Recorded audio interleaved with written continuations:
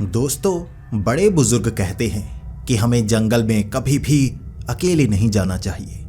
इसका कारण ये नहीं होता कि जंगल में ऐसे जानवर पाए जाते हैं जो इंसानों पर हमला कर सकते हैं। इसका कारण ये है कि जंगल में कुछ ऐसी शक्तियां मौजूद हैं जो अकेले इंसान को अपने चंगुल में फंसा भी सकती हैं, उसे मार भी सकती हैं। अगर आपको अब भी मेरी बात पर भरोसा नहीं हो रहा तो दोस्तों, आज मैं आपके लिए एक ऐसी खौफनाक कहानी लेकर आया हूं जिसे सुनने के बाद आपको जंगल में अकेले जाने से अंदर तक डर लगेगा। तो हेडफोन लगा लीजिए, कमरे की लाइट्स ऑफ कर लीजिए, क्योंकि ये वक्त हो रहा है डरने का। तो दोस्तों, ये कहानी है वंश की, जो कि कर्नाटक का रहने वाला है। वहाँ पर वो एक गांव में रहता है और उसे चिंता लगी हुई है कि पढ़ाई तो खत्म हो चुकी है, अब मैं कोई काम कहाँ पर ढूंढूंगा। अब उसे लग रहा था कि हमारा जो गांव है वो शहर से काफ़ी ज़्यादा दूर है और जो मुझे काम मिलेगा वो शहर में मिलेगा। मैं गांव में रहकर कोई भी पुराना वाला काम नहीं करना चाहता। शहरों में सभी लोग काफ़ी ज़्यादा अमीर हो गए हैं, वहाँ पर जो काम मिलता है उसमें पैसे भी ज़्यादा मिलते हैं और अच्छी कमाई की जा सकती है। इसीलिए वो शहर में काम करना चाहता था, लेकिन गांव से शहर जाने में जो बस का किराया लगता और समय लगता, वो उसकी बर्बादी भी नहीं करना चाहता था। उनका एक पुश्तैनी घर था जो शहर के पास ही एक छोटे गांव में बना हुआ था। उसे लगा मैं वहां रहना शुरू कर दूंगा और वहां से शहर जाना बहुत आसान होता है। अगर मैं चलकर भी जाऊंगा तो 1.5-2 किलोमीटर में आराम से मैं उस शहर तक पहुंच सकता हूं और वहां से आगे काम तक पहुंचूंगा जहां मुझे काम मिल जाएगा। तो जो उसका पुश्तैनी घर था वो भी ज़्यादा पुराना नहीं था, वहाँ अच्छे से रहा जा सकता था, काम चलाया जा सकता था। थोड़ी रेनोवेशन का काम होता, जैसे लकड़ी का काम करना पड़ता, बाकी सब कुछ ठीक था। तो उसने 10-12 दिन लगाए। अब उस गांव में वो जो पुश्तैनी घर था उसे ठीक कर दिया, रहने लायक कर दिया। 2 कमरे थे पुरानी ईंटों से बने हुए, उसे ठीक कर दिया, फर्श बना दिया, पत्थर लेकर फर्श भी अच्छा कर दिया कि बारिश में कीचड़ भी नहीं होगा। वहाँ से 2-3 बार वो शहर की तरफ चलकर सामान भी लेकर आया।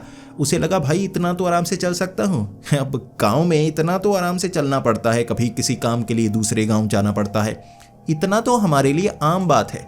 तो अब मैं ऑटो बस किसी का इस्तेमाल नहीं करूँगा, चलकर ही जाऊँगा। उस घर में उसने रहना शुरू कर दिया, शहर में उसने काम ढूंढ लिया। अब उसकी किस्मत देखिए, वो अपने गांव से शहर आना चाहता था तो सोच रहा था कि कम पैसे भी मिल जाएंगे, गुजारा कर लूँगा। लेकिन जहां उसे काम मिला उसकी किस्मत ने उसे अच्छी तनख्वाह दिला दी और वो इस चीज़ से बहुत ज़्यादा खुश था। उसे लग रहा था गांव में मैं इतने पैसे कमा ही नहीं सकता, मेरी तो ज़िंदगी बदल गई। लेकिन उसके बाद वो जिस घर में रह रहा था लगभग 2 महीने तक उसे किसी परेशानी का सामना नहीं करना पड़ा। 2 महीने बाद उसे कुछ परेशानियों का सामना करना पड़ रहा था। जैसे रात के वक्त उस घर की जो छत थी वो हिलने लगती, ऐसा लगता जैसे छत पर कोई आवाज़ कर रहा हो। पहले तो उसने ध्यान नहीं दिया, उसे लगा कि हवा चलती होगी। अब कुछ दिनों तक ऐसा होता रहा तो वो बाहर निकलकर देखता, ऊपर कोई नहीं होता, हवा चल नहीं रही होती। अब उसे लगने लगा था कोई ना कोई मेरी छत पर चढ़ता है और आवाज़ करता है, जैसे ईंट मारता है। ये जो छत थी ये ईंटों की बनी हुई थी, लकड़ी के ऊपर ईंटें रखी थी, ऊपर मिट्टी जैसे सीमेंट लगाया था, लेकिन अगर कोई ईंट से जैसे ज़ोर से वार करे तो नीचे आवाज़ आती थी। अब उसे लगने लगा था भाई हवा चलती नहीं, कोई मेरी छत पर चढ़ता है। 2-3 दिन वो बाहर निकलकर देखता रहा, छत पर कोई मौजूद होता ही नहीं। 2-3 दिन बाद घर के अंदर से आवाज़ें आने लगी, ऐसा लगता जैसे बर्तन गिर जाते हों और कोई बिल्ली गिराकर चली जाती हो। वहाँ कई खिड़कियाँ थीं जिनके जो दरवाजे थे ना, खिड़कियों पर लगे हुए छोटे छोटे, तो वो खिड़कियाँ थोड़ी ढीली थी, शायद बिल्ली खोलकर अंदर आ जाती होगी, और दरवाजे भी थोड़े कमज़ोर से थे। उसने उसको भी रिपेयर किया, जो लकड़ी मिल रही थी उसे खिड़की पर लगाया, उसे दरवाजे पर लगाया, और उसके बाद कोई अंदर ना आ पाए उसने पूरी तैयारी कर ली। घर के अंदर सामान अब भी गिरने लगा था। उसे लगने लगा भाई कोई बिल्ली है, चूहा है जो घर के अंदर ही है, यहाँ जो छेद बने हुए हैं उसे ठीक करूँगा। घर को अंदर से ठीक किया, बाहर से ठीक किया, कोई बिल्ली नहीं आ सकती थी, कोई चूहा नहीं आ सकता था। अब भी सामान गिरने लगा था। वो शहर में काम करता था, कई बार किताबें पढ़ने के लिए ले आता था। अब वो किताबें जब वो सुबह उठता उनके पन्ने फटे हुए होते, कोई जैसे हाथ से फाड़ता और फिर किताब को उसी जगह रख देता, पन्ने फटे हुए मिलते। उसे लगने लगा था ये तो गड़बड़ हो रही है, हो सकता है कोई घर के अंदर घुसता है, इन किताबों को फाड़ देता है, लेकिन मुझे आवाज़ तक नहीं आती। दरवाज़ा मैं अंदर से बंद रखता हूँ, कोई अंदर घुस कैसे सकता है। एक दिन रात को वो सोया नहीं था, 12 बजे तक वो जाग रहा था। उसे लगा था कि जो भी है ना मैं पकड़ूंगा, पहचानूंगा, जानूंगा, कोई मुझे यहां से भगाना चाहता है। उसके बाद रात को वो इंतजार करता रहा, उसे कोई नजर नहीं आया। जब कागज फटने की आवाज आई ना, वो दूसरे कमरे में गया। अब इस कमरे से बीच में एक दरवाजा था, दूसरे कमरे में जाने के लिए ये जगह बनी थी, दरवाजा लगा नहीं हुआ था। वो वहां जाकर जब अंदर देखने लगा, उसे एक परछाई दिखी। किताब अपने आप उसका पन्ना फटता हुआ दिखा, लेकिन परछाई जैसे किसी की बन रही थी, सामने कोई खड़ा नहीं था, परछाई जैसे वो किताब को फाड़ रही हो। ये देखते ही उसकी सिट्टी पिट्टी गुल हो गई। वो समझ गया था ये क्या हो रहा है, ये घर भूतिया है।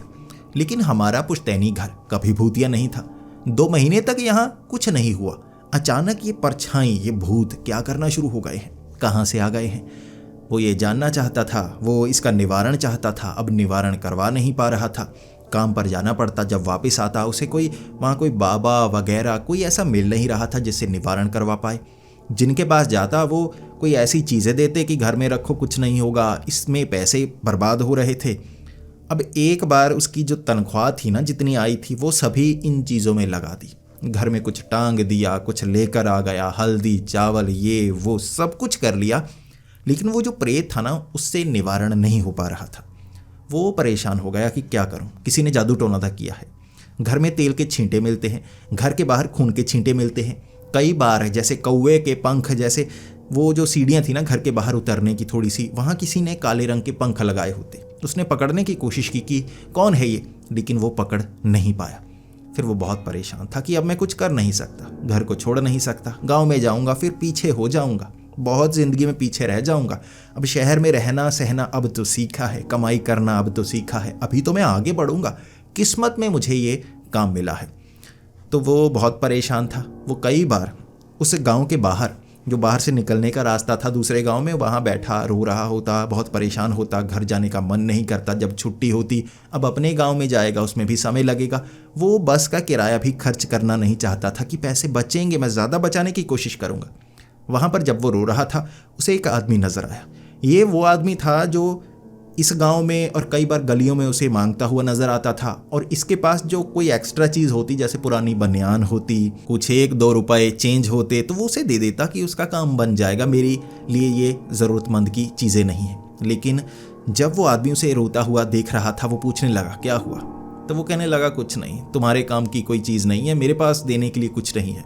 वो उसके पास बैठा और कहने लगा, मैं कौन सा तुमसे मांग रहा हूँ, मैं तो पूछ रहा हूँ परेशानी क्या है, मुझे बताओ, शायद मैं तुम्हारी परेशानी ठीक कर दूँ।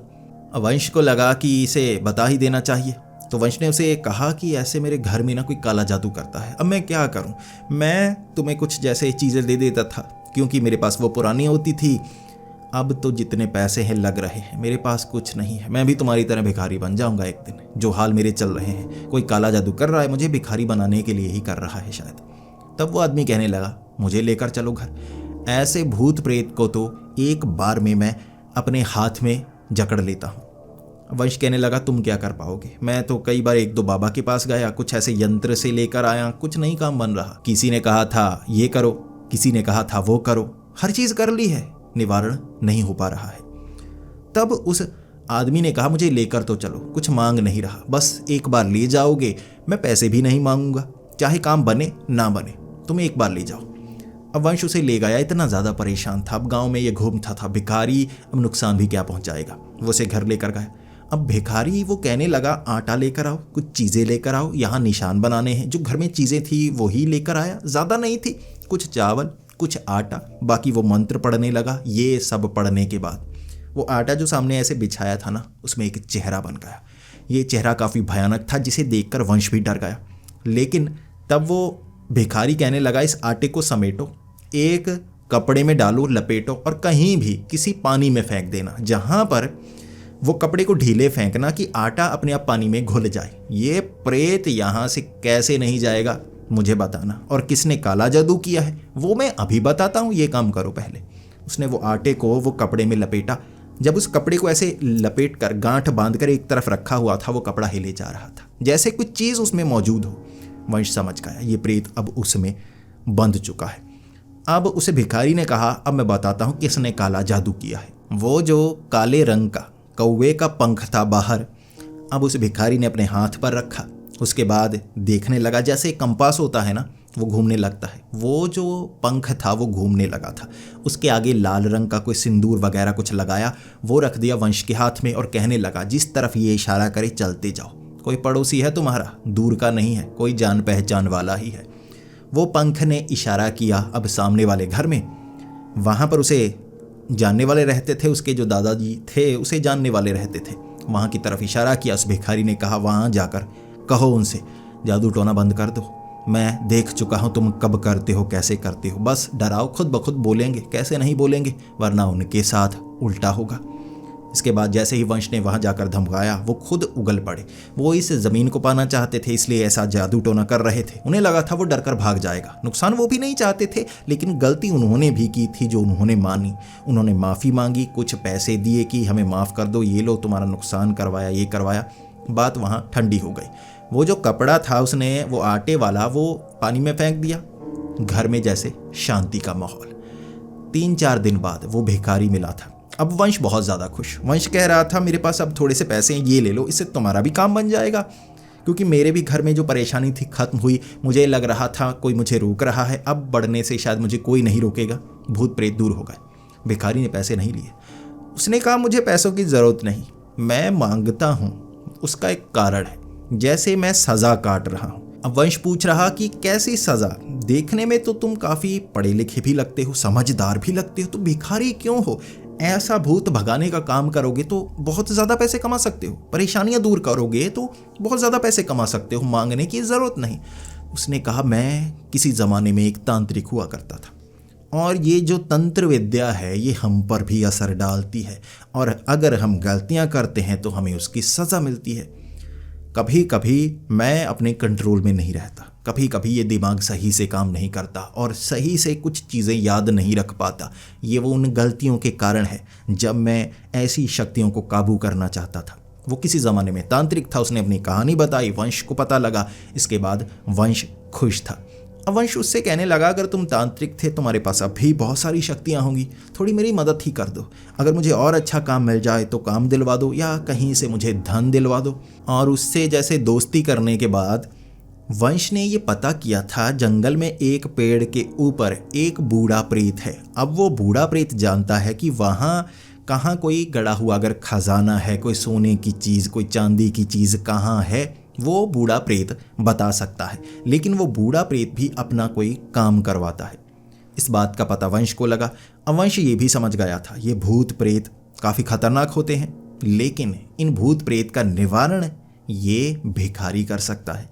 अगर ये मेरा कोई काम करवा देगा तो ज़्यादा अच्छा होगा, सोना चांदी मिलेगा। अब उसने बिना पैसे लिए ये चीज़ बताई थी, लेकिन कहा था भूतों के चंगुल में मत फंसना, नुकसान भी हो सकता है, काम भी बन सकता है। जिसका काम बनता है वो कहानियाँ सुनाता है, जिसका काम नहीं बनता वो आप बीती सुनाता है। तुम क्या सुनाना चाहोगे? तो वंश ने कहा था, मैं तो कहानी सुनाऊंगा, आप बीती मेरे साथ नहीं घटेगी, तो मेरे दोस्त होना, तुम मदद करोगे ना? उसने कहा, हाँ, अगर मुसीबत सामने आई तो मुझे याद करना, मैं मुसीबत से बाहर निकालूंगा, कोशिश तुम भी कर सकते हो। वंश अब उस पेड़ को ढूंढता ढूंढता जंगल के उस इलाके में पहुंचा था जो गांव के पास बने हुए थे। वहां उस पेड़ के पास आवाज़ें लगाता रहा, कोई जवाब नहीं मिला। 1-2 घंटे, फिर उसे लगा कि उस भिखारी ने ना बेवकूफ़ बना दिया। वो कह तो रहा था उसका दिमाग सही से काम नहीं करता, हो सकता है इस बार भी काम नहीं किया, या मैं उससे मदद मांग रहा था, उसने बेवजह ही जैसे बहाना लगा दिया, मुझे यहाँ भेज दिया। जब वो जाने वाला था, पीछे से किसी ने आवाज़ लगाई। जब वो पीछे मुड़कर जवाब देने लगा, किसी ने उसके बाद बात नहीं की। वो पेड़ के पास खड़ा होकर कहने लगा कि इस पेड़ के तुम प्रेत हो ना, वो बूढ़ा प्रेत जिसकी मुझे जानकारी मिली है। कोई जवाब नहीं। फिर वहाँ से निकलने लगा। आधा घंटा आवाज़ें लगाने के बाद आधी रात का समय हो गया और थोड़ा दूर निकला, पीछे से आवाज़ आई, कहाँ जा रहे हो? मुझसे बात नहीं करना चाहते? जब वो वापस आया, सवाल पूछा, कोई जवाब नहीं। गुस्सा करने लगा, भाई कैसा प्रेत है, जब करीब आता हूँ बोलता नहीं, दूर चला जाता हूँ आवाज़ें लगाकर बुलाने लगता है। वो काफ़ी ज़्यादा गुस्से में था। पास खड़ा हुआ, आधे घंटे के लिए पूछने की कोशिश की, अब गालियाँ वालियाँ निकाली, दूर चला गया। पीछे से आवाज़ लगाई फिर से उस प्रेत ने, मैं करीब से सुनाई नहीं देता, दूर से सुनाई देता हूँ। तब वंश को लगा, भाई इतनी देर से ये बोले जा रहा है, पहले बताता मैं समझ भी पाता। वो आवाज़ आसपास से गूंजती थी, पता नहीं लगता था कहाँ से आ रही है। पेड़ के करीब आता तो वो आवाज़ उसे सुनाई नहीं देती, तो वो दूर से ही बात करने लगा। अब इसके बाद वंश ने सीधे काम की बात की। जैसा कि अब उस जो तांत्रिक था वो भिखारी, उसने कहा था क्या क्या रखना है, उसके बाद आवाज़ आएगी, वो सब कुछ कर चुका था। उसे लगा ये काम होता है जो उस प्रेत के लिए करना होता है, लेकिन उसे ये पता नहीं था ये काम नहीं है।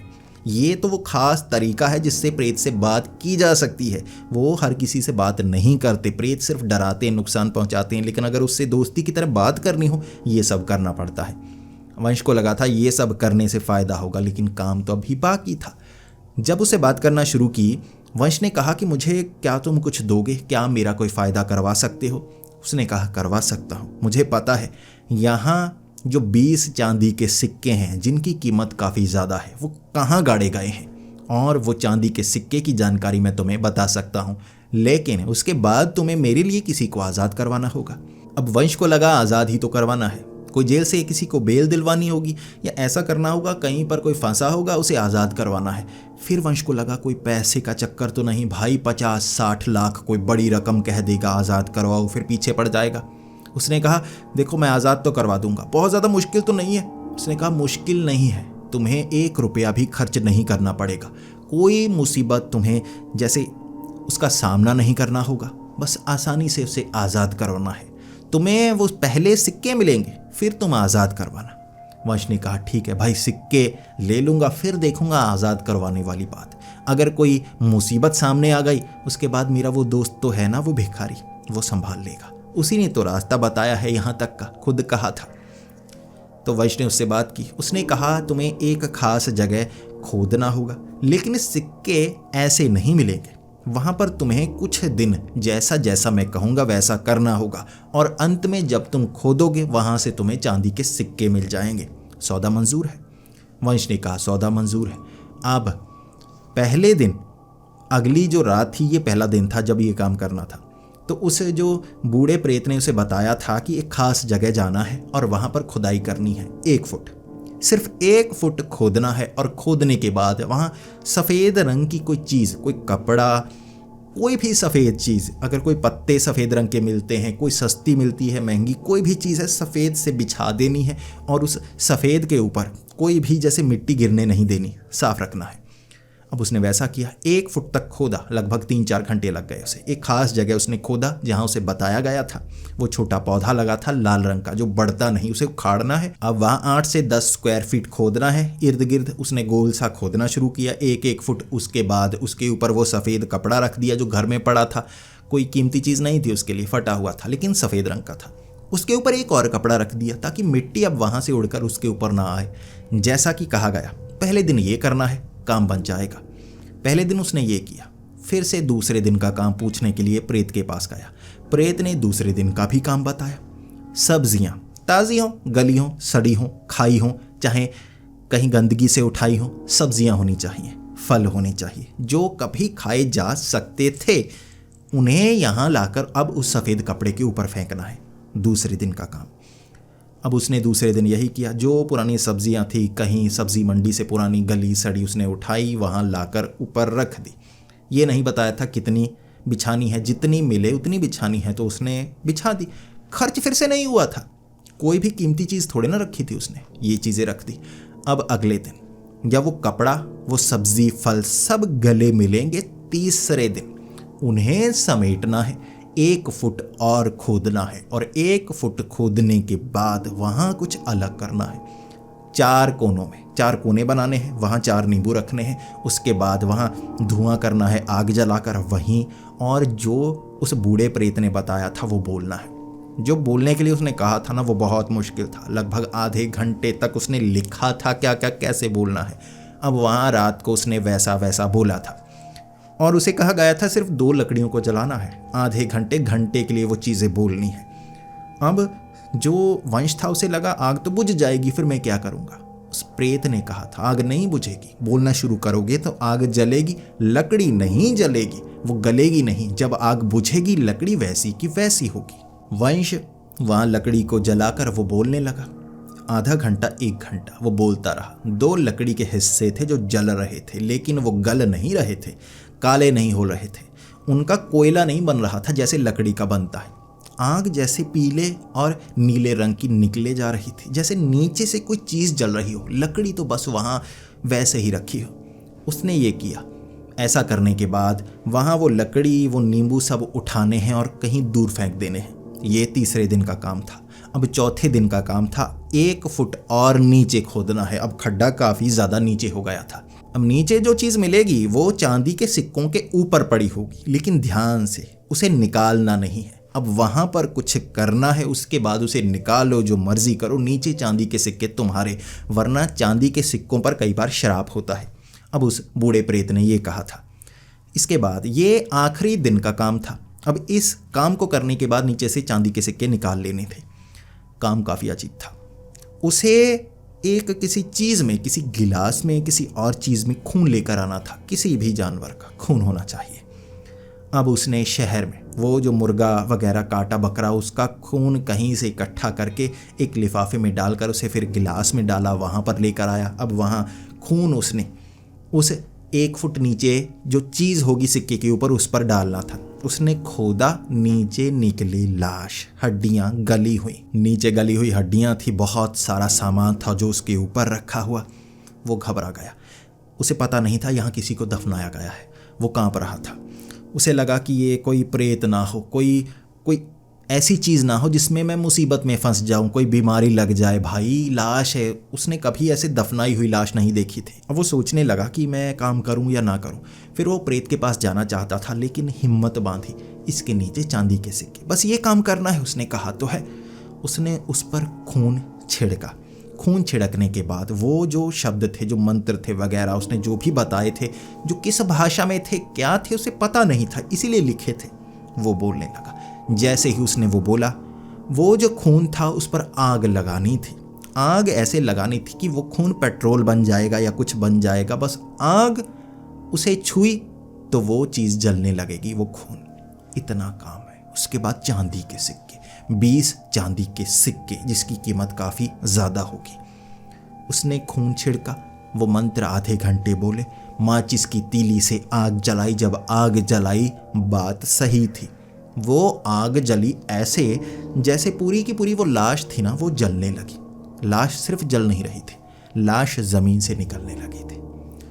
वो हड्डियां थी जिनमें जैसे जान आ गई हो। धीरे धीरे वो आग बुझती गई और वो हड्डियों पर जैसे मांस काले रंग का आता गया। ये एक औरत थी जो कब्र से उठ खड़ी हुई थी। पहली बार वंश ने ये चीज़ देखी कि क्या हुआ है भाई, ये हो क्या रहा है। जैसे ही वो ज़मीन से निकली, वो एक औरत थी, एक भयानक चुड़ैल, एक डरावनी चुड़ैल, और उसके नीचे चमकते हुए वो 20 सिक्के। वंश को लगा वो 20 सिक्कों को मैं उठाऊंगा, आसान हो जाएगा काम, लेकिन उसे पता नहीं था वो चुड़ैल क्या करेगी। वो चुड़ैल ने जैसे वंश को पकड़ लिया। अब वंश को वो जैसे मारने की कोशिश कर रही, जैसे उसको नाखून गड़ाने की कोशिश कर रही, काटने की कोशिश कर रही, लेकिन वो अभी अभी जैसे चुड़ैल जिंदा हुई थी, उसमें वो शक्ति नहीं थी। अब जो वंश था उसने उठाकर पटका, वो हड्डियों का कंकाल जिन पर थोड़ा सा मांस आया था, हड्डियां बिखर गई, वो चारों तरफ बिखर गई थी हड्डियां। उसने 20 चांदी के सिक्के लिए भागा वहां से। अब उन सिक्कों को लेकर वो सीधा घर पहुंच गया था। उसे लगा काम बन गया, अब मुझे उस बूढ़े प्रेत के पास जाने की ज़रूरत नहीं है, उस खड्डे के पास जाने की ज़रूरत नहीं है। जैसा उसने कहा था वैसा मैंने कर दिया। वो रात उसे पता नहीं था कैसी गुजरने वाली है। छत से आवाज़ आने लगी, इस बार जैसे ईंट मारने की आवाज़। उसे लगा फिर से किसी ने काला जादू कर दिया। आधी रात का समय था, उसे लगा कल मैं बात करूंगा, लेकिन छत से सिर्फ आवाज़ें नहीं आई भाई, ईंटों वाली छत थी। किसी ने मिट्टी, वो सीमेंट जैसे ऊपर से तोड़ दिया, ईंटें खोल दी, छेद बना दिया छत पर। जब वो सुबह उठा, छत पर छेद था, घर में सामान बिखरा हुआ था, घर में चीज़ें पड़ी थी, नींबू, सफ़ेद कपड़ा, वो चीज़ें जो उसने फेंकी थी, गली हुई सब्जियां, सड़ी हुई सब्जियां, वो सारी घर में। इसके बाद उसने सोचा कि ये उसका परिणाम होगा जो उसने किया, शायद, या काला जादू वो पड़ोसियों ने किया है। वो पड़ोसियों के साथ जाकर झगड़ा करने लगा। उन्होंने कहा हमने कुछ नहीं किया भाई, इस बार हमने कुछ नहीं किया, पिछली बार किया था, माफ़ कर दो, इस बार कुछ नहीं किया, अगर ये किसी और ने किया होगा हम पता लगाएंगे। पड़ोसियों ने कहा हम पता करेंगे, जहाँ से हमने पूछा था वो बाबा के पास हम जाएंगे, वहाँ से पता करने की कोशिश करेंगे। इस तरह से जो वंश था वो काम पर गया। काम पर उसका मन नहीं लग रहा, बार बार घर का ख्याल आ रहा और बार बार उसे नींद आ रही। रात को नींद उसने पूरी की थी, लेकिन दिन के वक्त भी नींद आ रही, बार बार झपकियां लिए जा रहा और काफ़ी डांट पड़ी उसे काम पर। जब शाम को घर आया बहुत ज़्यादा बीमार, ऐसा लग रहा था जैसे शरीर में जान ना हो। घर में वो अब टीवी देखना चाहता था। उसने जो नया टीवी लिया था, छोटा पुराना खरीदा था, उसे चलाकर वो देखने लगा। कुछ समय बाद उसे महसूस हुआ घर में कोई है। अब घर में आवाज़ें पता कैसे आ रही थी? लकड़ियों के टकराने की ऐसी आवाज़ें आ रही थी जैसे घर में लकड़ियाँ पड़ी हों, कोई आग जलाना चाहता हो ना, लकड़ियाँ आपस में टकरा रही हों, ऐसी आवाज़ें आती जा रही थी। और वो सोचने लगा ये घर से ऐसी आवाज़ें क्यों आ रही हैं? कोई चीज़ है जो इस तरह से लकड़ियों को गिरा रही है। पीछे उसने चूल्हा बनाया हुआ था ना। जब वो देखने लगा, रात को उसे वहाँ वो चुड़ैल नज़र आई। वो ये जो टकराने की आवाज़ थी ना, लकड़ियों के टकराने की आवाज़ नहीं, हड्डियों के टकराने की आवाज़ थी। अब जो वंश था वो भागा वहाँ से। वो तो भागा कि ये जो चुड़ैल है ये मुझे मारेगी, और इस बार चुड़ैल कमज़ोर नहीं थी। वो बाहर की तरफ भागा था और बाहर ही उसकी लात पकड़कर जैसे उसे गिरा दिया। उसे नोचने की कोशिश कर रही थी वो चुड़ैल, और इस बार चुड़ैल को दूर फेंकना मुश्किल। उसने फेंका, उसकी हड्डियां टूटी नहीं, वो आपस में टकरा ज़रूर रही थी, लेकिन इस बार हड्डियां मजबूत हो गई थी, मांस सख्त हो गया था। अब वो समझने लगा ये चुड़ैल थी जो जिंदा हो गई थी, और सिक्के भाई बेचूंगा तो पैसे मिलेंगे, लेकिन ये मुसीबत तो दूर करूं। फिर वो भागा उस प्रेत के पास। अब वो प्रेत से जानना चाहता था इस मुसीबत को दूर कैसे करूं, और उसने जो उस प्रेत का काम नहीं किया था। प्रेत ने कहा था तुम सिक्के ले लेना, मेरा काम कर देना। अब वो उस प्रेत के पास गया, उसको कहने लगा कि मैं तुम्हारा क्या काम करूं और मुझे इस मुसीबत से दूर करो, माफ़ कर दो, मैंने तुम्हारा काम नहीं किया। वहाँ पर प्रेत ने कहा था मेरा काम तो पहले किया, तुम्हारा काम तो बाद में हुआ ना। कोई मेरा अपना था जो तुमने वापस जिंदा कर दिया। ये कहकर वो प्रेत ने हंसी उड़ाई थी वंश की।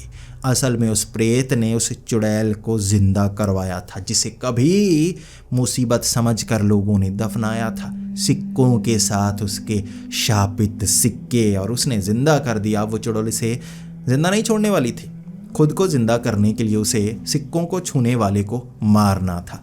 और ये सुना जब वंश ने, वो भागा वहाँ से। उसे लगा अब एक ही इंसान मदद कर सकता है, वो भिखारी।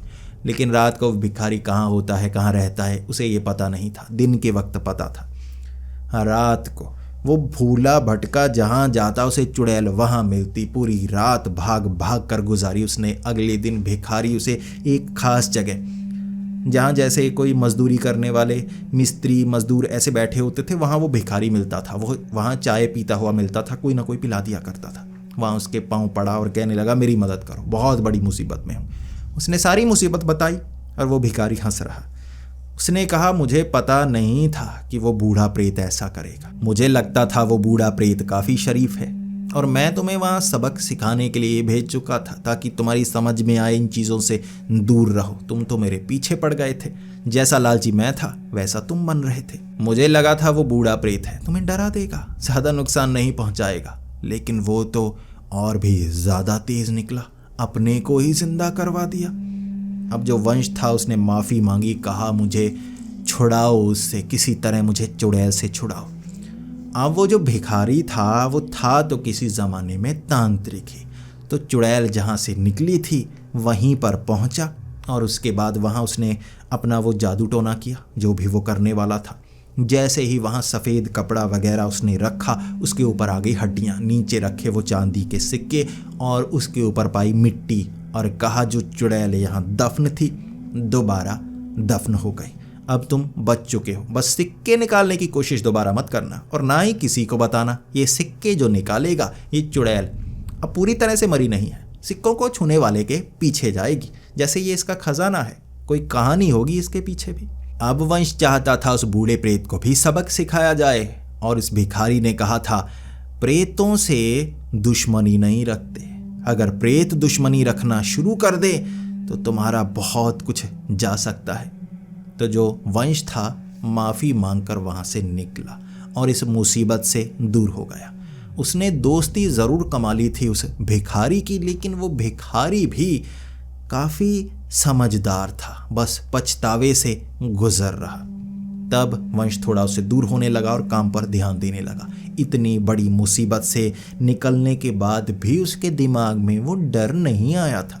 अब भी ऐसी हरकतें करता रहता था, जल्दी पैसा कमाने वाली। तो दोस्तों, अब आप बताइए, अगर आप वंश की जगह होते तो क्या करते? क्या सच में आप भी 20 सिक्के पाना चाहते और उसके लिए एक चुड़ैल को जिंदा कर देते? भाई, कड़कड़ाती हुई हड्डियां उसकी और ताकतवर हो जाती ना, तो यकीन कीजिए अगले कुछ दिनों में शायद वो जिंदा नहीं होता। वो चुड़ैल नोच नोच कर उसके साथ क्या क्या करती, अपने जैसा बना देती या जिंदा छोड़ देती। शायद वंश भी ये जानना नहीं चाहेगा और आप भी ये जानना नहीं चाहेंगे। अगर आपको जानना है, शायद आप भी ऐसी कोई हरकत करना चाहेंगे। तो दोस्तों, आपको ये कहानी कैसी लगी प्लीज़ कमेंट्स में बताएं। अगर आपको ये कहानी पसंद आई हो तो इसे लाइक और शेयर करें। ऐसी ही वीडियोस देखने के लिए हमारे इस चैनल को सब्सक्राइब करें। तो मिलते हैं अगली वीडियो में, तब तक के लिए डरते रहें।